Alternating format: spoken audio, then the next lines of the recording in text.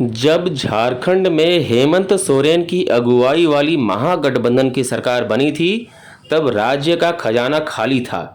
Corona संक्रमण के कारण केवल देश ही नहीं बल्कि पूरी दुनिया में त्राही त्राही मची हुई थी। आज भी खतरा टला नहीं है और कोरोना के नए वेरिएंट ओमिक्रॉन के लगातार बढ़ते हुए मामले इस बात की पुष्टि भी कर रहे हैं। इतनी सारी चुनौतियों के बाद भी महागठबंधन वाली सरकार ने हार नहीं मानी और हर प्रकार से नई नई उपलब्धियां हासिल की। झारखंड प्रदेश कांग्रेस कमेटी के अध्यक्ष राजेश ठाकुर ने कांग्रेस पार्टी के 136 वर्ष पूरे होने पर आयोजित स्थापना दिवस कार्यक्रम के पश्चात पत्रकारों से बात करते हुए उक्त बातें कहीं। उन्होंने कहा कि 29 दिसंबर बुधवार को झारखंड की महागठबंधन वाली सरकार भी अपने 2 वर्ष पूरे कर रही है। कई तरह की चुनौतियों के बावजूद पिछले 2 वर्ष सरकार के लिए उपलब्धियों वाले वर्ष रहे हैं।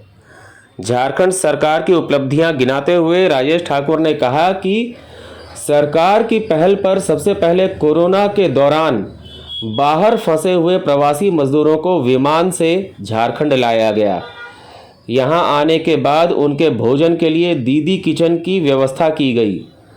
रोजगार उपलब्ध कराने के मामले में कांग्रेस पार्टी द्वारा लागू किए गए मनरेगा एवं अन्य योजनाओं के सहयोग से बड़ी कामयाबी प्राप्त हुई। इस दौरान मनरेगा की दैनिक मजदूरी को 198 रुपये से बढ़ाकर 225 रुपये कर दिया गया।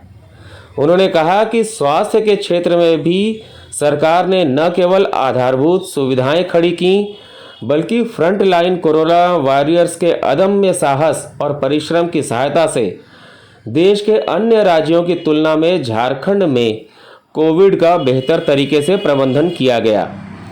बाहर जाने वाले कामगारों की सुरक्षा के लिए SRMI निबंधन कार्यक्रम की शुरुआत की गई।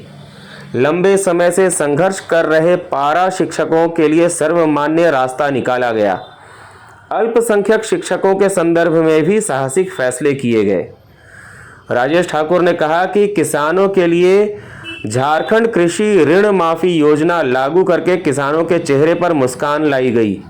इसके अंतर्गत 3,34,000 किसानों की ऋण माफी की जा चुकी है और 1,200 करोड़ रुपए से अधिक का भुगतान भी किया जा चुका है। सरकार ने कुल 9,02,063 किसानों की ऋण माफी करने की योजना तैयार की है। मॉब लिंचिंग निरोधी कानून की चर्चा करते हुए उन्होंने कहा कि पिछले कुछ वर्षों के दौरान झारखंड में लोकतंत्र पर भीड़ तंत्र हावी होने लगा था। इसे रोकने और सभी धर्म, जाति व संप्रदाय के लोगों की सुरक्षा सुनिश्चित करने के उद्देश्य से झारखंड भीड़ हिंसा एवं भीड़ लिंचिंग निवारण कानून बनाया गया। बहुप्रतीक्षित सरना धर्म कोड का प्रस्ताव विधानसभा से पारित करवाकर केंद्र के पास भेजा गया। लाल पीले कार्ड की सीमा हटाई गई और सामाजिक सुरक्षा के तहत सभी के लिए यूनिवर्सल पेंशन योजना और गरीबों के लिए सोना सोबरन धोती साड़ी योजना की शुरुआत की गई। राजेश ठाकुर ने कहा कि आदिवासी समाज के युवाओं को उच्च तकनीकी शिक्षा के लिए देश में पहली बार मरांग गोमके योजना के तहत सरकारी खर्च पर अध्ययन के लिए विदेश भेजा गया।